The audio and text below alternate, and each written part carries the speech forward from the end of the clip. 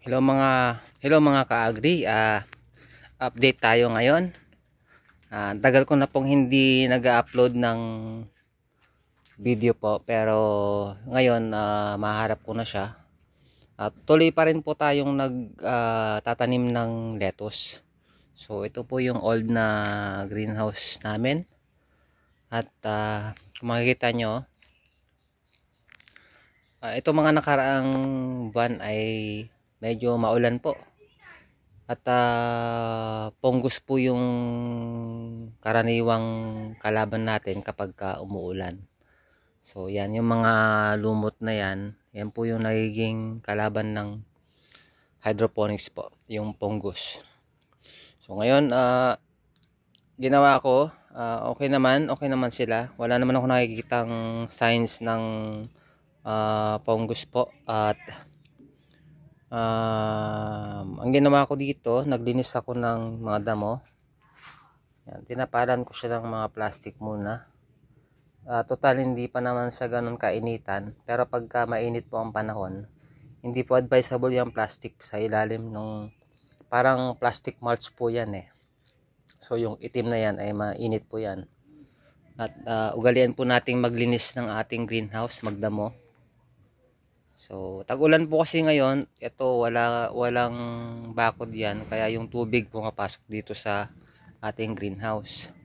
So, pag natapos natin yung ginagawa nating greenhouse doon, gagawin po natin ng tama. So, ito, kita nyo, okay naman. Ito po ay Olmeti. Ilang araw na ba ito? Nakalimutan ko na. Pero ito ay nasa ano na po to, let's say 15 days po, 15 to 18 days from sowing po yan.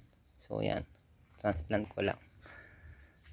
And then so yun, in-update ko lang po kayo kasi mag-start na po tayo ulit na mag-upload ng mga videos para po yung iba pong hindi pa po nakakaalam ng pagtatanim ng lettuce malaman,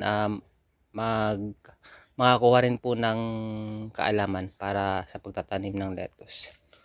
Ito po ay 7 days na po to after sowing. 7 days na po siya. So maghintay pa tayo ng 5 araw hanggang 6 na araw para may transplant na po to. Ito naman po yung ating na binoil, pinakuluan na medium po yung coco peat. So binibilad ko po muna kasi matagal pa naman tayo mag-transplant. Pwede po natin lagyan to ng calcium nitrate. Kung gusto nyo po, search nyo po yung sa ating video kung paano po mag-apply ng calcium nitrate sa ating medium po. So yun, update ko po kayo sa susunod na video. Sa ngayon, ito lang po muna yung aking ma-share. At ipasyal ko lang kayo sa ibang mga tanim namin. So yun po yung kamatis. Yan po yung pinaka-old na greenhouse, maliit. Yan po. Then punta po tayo doon sa ating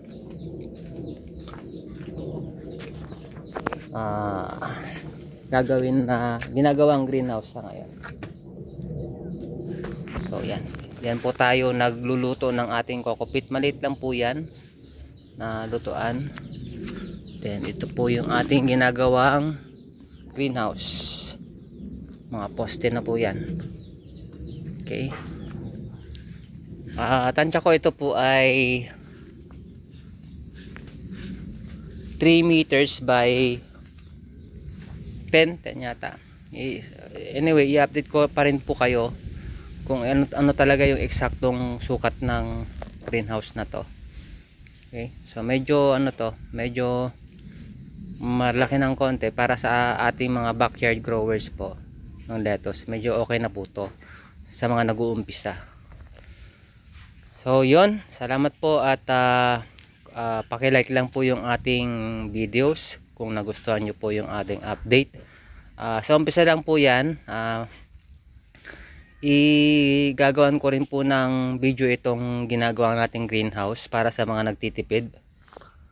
At ito, kung makita nyo yung poste natin 2x2. Anyways, gagawan ko po ng ng kabuuang video mula umpisa hanggang sa matapos, hanggang sa pinakaloob po. So yun lang po, salamat at God bless.